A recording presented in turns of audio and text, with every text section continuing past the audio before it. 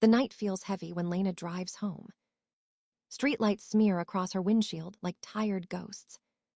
She parks in silence, the echo of her family's voices still sharp.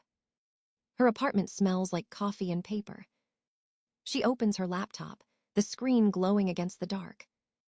A spreadsheet waits for her, neat and cruel. Each row holds a memory disguised as a transaction. Dad's restaurant loan. Mom's credit card bailout. Myra's first car. Every favor unpaid. Every promise broken. Lena scrolls slowly, the numbers blurring into shame. She used to believe generosity meant love. Now it feels like a leash. Her phone buzzes, slicing through the quiet. Ruth's name lights the screen. "Tell me you didn't sign anything," Ruth says. Lena laughs softly. "Not yet." Papers shuffle on the other end of the call. "I checked Evan's company," Ruth continues.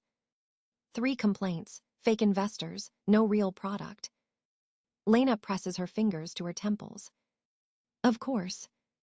Myra's dream wedding, built on empty promises. Ruth's voice softens.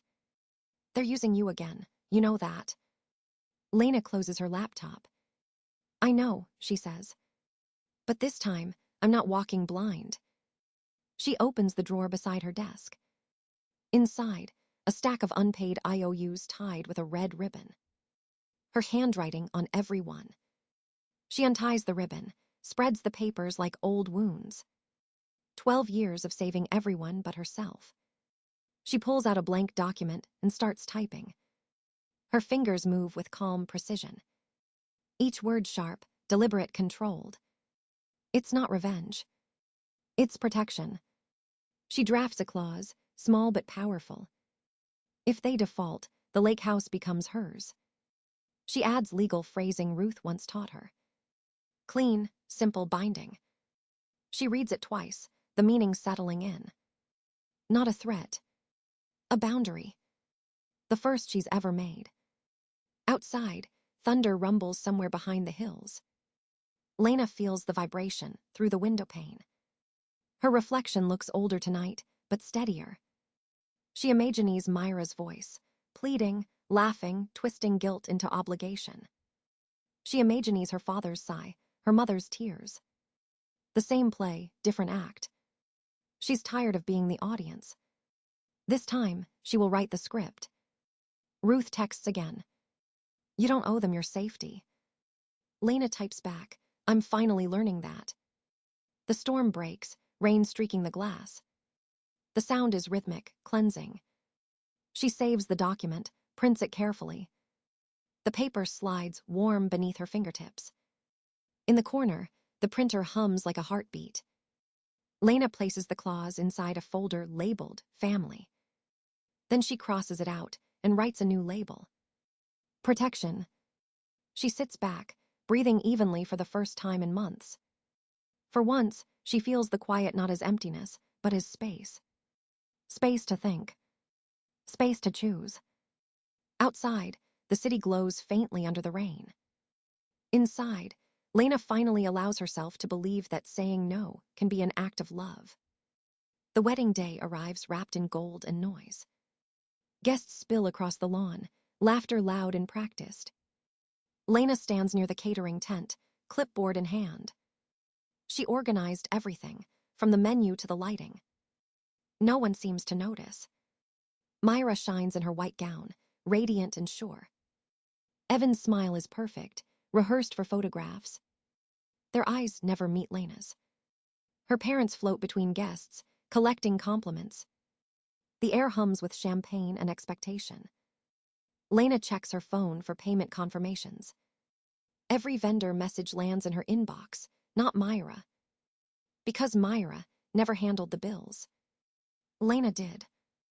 The violinist tunes under the arch of roses. The ceremony begins as the sun sinks. Vows spoken, rings exchanged, applause swells. It looks beautiful, almost believable. Lena claps with everyone else, her heart quiet. Later, she catches Evan by the bar. His cufflinks gleam like secrets. "Beautiful night," he says, voice slick as silk. "Perfect," Lena answers, her tone unreadable. He smiles too long before walking away. Something in his eyes feels like calculation. She doesn't trust calculation anymore. Inside the bridal suite, Myra laughs too loudly. Her champagne spills on the lace train. Lena kneels to help, her fingers steady. "You don't have to do this," Myra murmurs. "What?" "Be so serious all the time. It's just family." Lena looks up. Family. The word lands heavy as debt. She forces a small smile. "I know," she says, but her voice is distant. Later that night, she helps Evan pack his laptop. He leaves it open for a moment too long. An email flashes on the screen. 2 tickets. One way. Destination, Panama City. Departure date, 2 days after the wedding. Lena freezes, her pulse a drumbeat in her ears. Evan closes the laptop too quickly. "Work trip," he says, casual, smooth. Myra's laugh cracks like glass. "Just honeymoon ideas," she adds. "Too fast. Too bright." Lena nods slowly, says nothing. Silence is armor now. Back in her hotel room, she spreads the evidence. Flight confirmations. Receipts. Messages. Her folder labeled "Protection" lies open beside her. She adds a new page, handwritten and dated. Possible fraud indicators. Each letter feels like a step closer to truth. Thunder rolls outside, shaking the window pane. She remembers her grandmother's words. Love doesn't mean setting yourself on fire. Lena closes her eyes, repeating the phrase until it steadies her. Downstairs, music swells as the party rages. Myra dances, Evan drinks her parents' beam. The perfect family portrait continues to play. Lena watches from the balcony, invisible but awake. Tomorrow, they'll start asking for signatures again. Tomorrow she'll be ready. She tucks the printed clause into her purse. It feels heavier than paper, lighter than guilt. Tonight, she lets the rain wash away the last trace of doubt. Tomorrow, the storm will be hers to command. Morning comes quiet, almost merciful. The lake is still, pretending nothing happened. Lena wakes to a dozen missed calls. Her parents, numbers blink on the screen. She already knows what they'll say. Myra and Evan are gone. No goodbye, no note, just vanished. Her mother's voicemail trembles with excuses. "They needed time to breathe, darling." Her father sounds colder. "The bank will sort things out." Lena sits on the edge of her bed. The calm feels strange, like the air before lightning. She opens her laptop, scans her inbox. The first overdue notice has already arrived. A payment missed. Another message from the bank follows. Urgent. She exhales slowly, then calls Ruth. "They left," Lena says. "I figured," Ruth answers. Her tone carries no surprise. "You have everything ready." Lena looks at the folder labeled "Protection." "Yes." The papers are neatly stacked, flawless. Signatures, timestamps, clauses, all in order. "Then it's time," Ruth says. Lena drives to the bank under gray clouds. The air smells like metal and rain. The clerk leads her into a glass office. She places the folder on the desk. "I'm activating the clause," she says calmly. The man blinks, startled. "You're sure?" "I'm certain." He reviews the documents, lips tightening. Within minutes, the process begins. Each signature seals the boundary she fought for. Each stamp echoes like a heartbeat. When it's done, the man nods slowly. "The property now belongs to you." Lena thanks him and steps outside. Rain begins to fall, soft and steady. Her phone vibrates before she reaches the car. Her mother's voice bursts through the speaker. "What have you done?" Her father shouts in the background. "You're destroying this family." Lena closes her eyes, lets the rain drown them out. For years, she thought love meant rescuing everyone. Now she understands love sometimes means letting them fall. Back home, she pours coffee and watches the storm. Lightning flashes across the lake like revelation. She opens her phone again. Dozens of messages flood in. Neighbors, aunts, old friends, all asking the same question. How could you? She types one reply and sends it to all. By finally protecting myself. Silence follows. A silence that feels earned. That night, she sits by the window, documents spread before her. She traces the ink of her own name. For the first time, it feels like power, not burden. Her reflection in the glass looks different. Sharper. Freer. The storm outside fades into gentle rain. Lena whispers to the empty room. They used my kindness like currency. She closes the folder and locks it away. They won't again. The clock ticks past midnight. The house feels lighter, like it's exhaling with her. Outside, the lake ripples once, catching a flash of moonlight. Somewhere far away, Myra posts a picture with a drink in hand. Lena doesn't look. She already knows the story. This time, she's not in it. The knock comes at 8:30 sharp. Lena doesn't need to check who it is. Voices drift through the door, familiar and false. Her mother's pleading tone, her father's sharp control. She opens it anyway, calm as glass. They step inside without invitation. We need to talk, her father says. Her mother clutches her pearls, eyes glistening. This anger isn't you, sweetheart. Lena folds her arms. It's not anger, it's clarity. The living room feels smaller with them in it. Every memory hangs heavy in the air. Her mother gestures at the framed papers on the wall. You've taken everything from us. I took back what was already mine. Her father scoffs, packing near the window.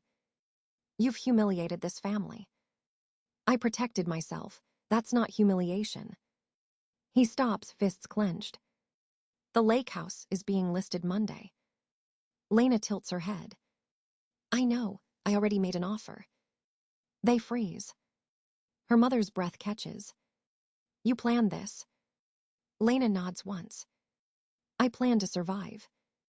The room falls silent, except for the ticking clock. Her father's voice cracks.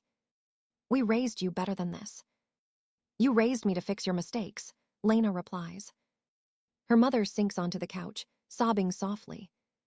You're breaking this family apart. It was broken long before tonight. Her phone buzzes. A message from Ruth. Offer approved, closing next week. Lena sets it face up on the table. The truth glows cold in the screen light.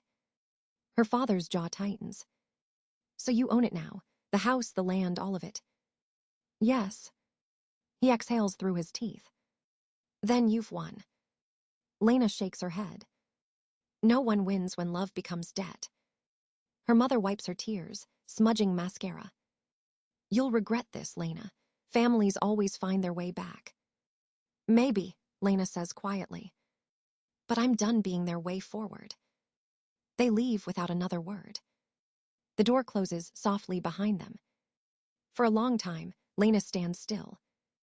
The air feels new, stripped of expectation. She walks to the window, watching their car pull away. Headlights vanish into the rain.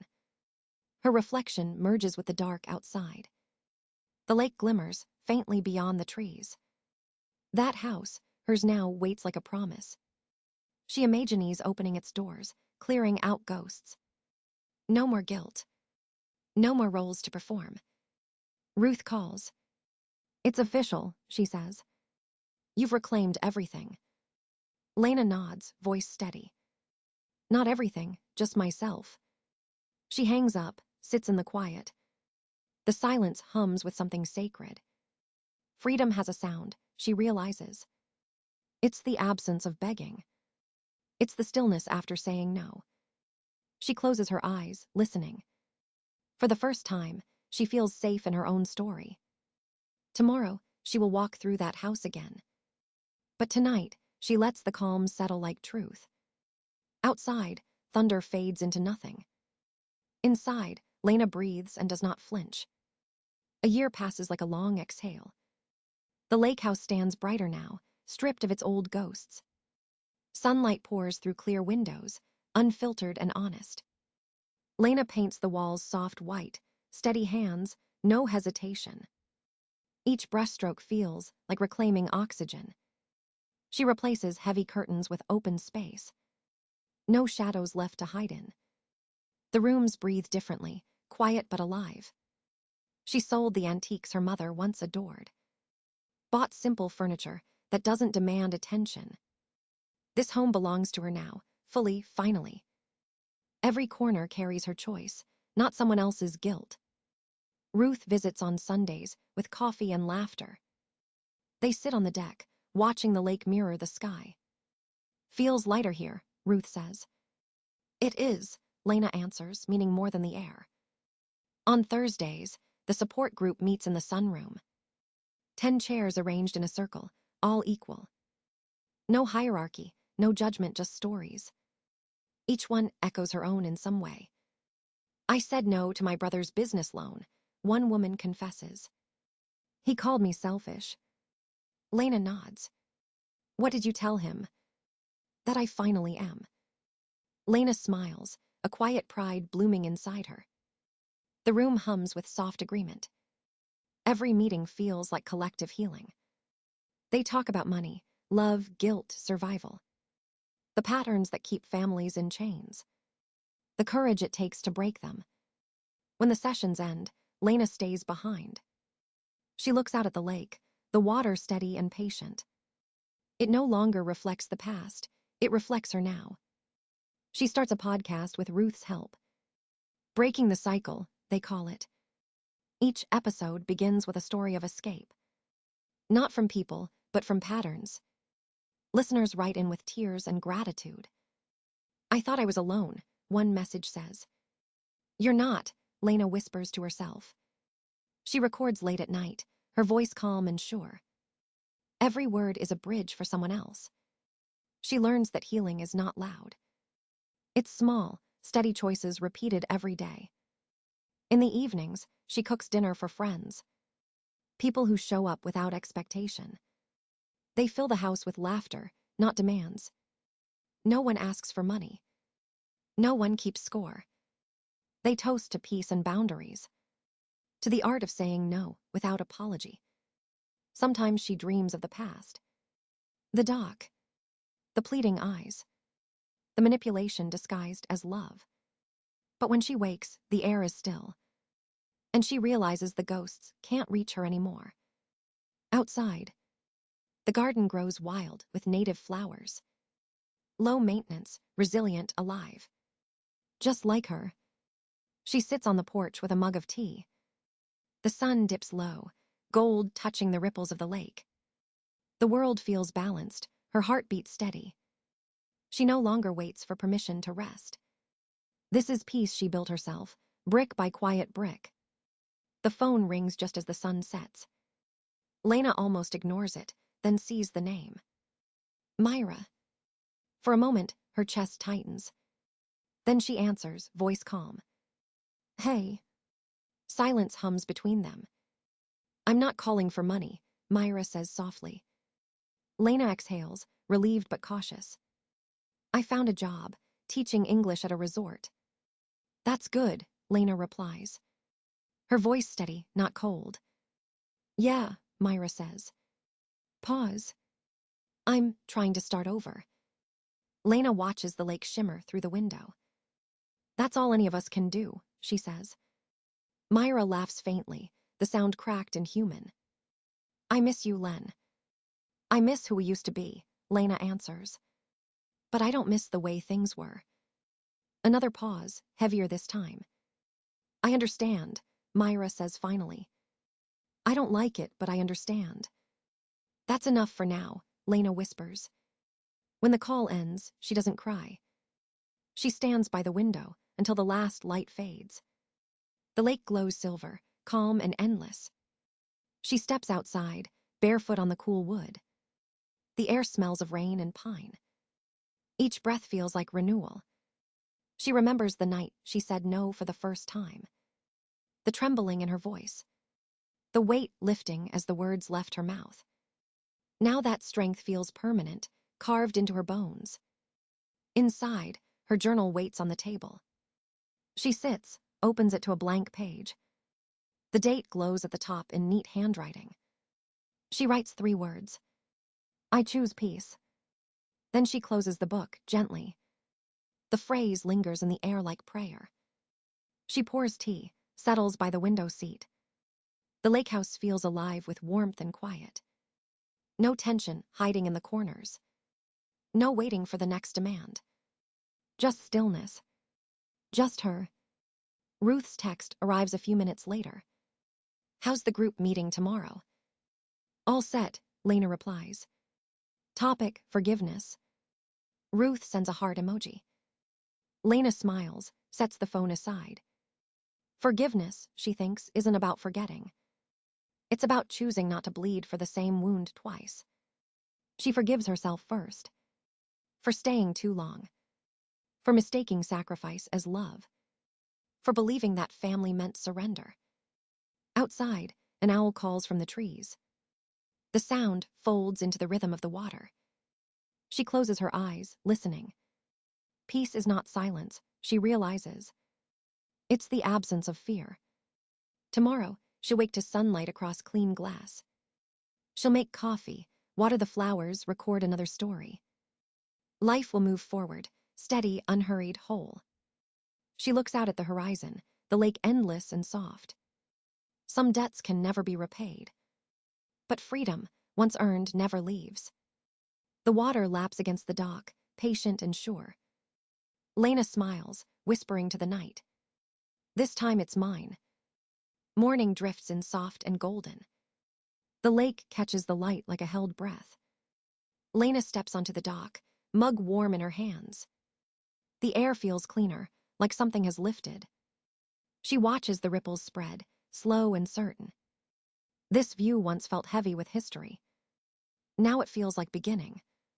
She thinks of Myra's voice, calm for the first time. She thinks of Ruth's laughter echoing through the house.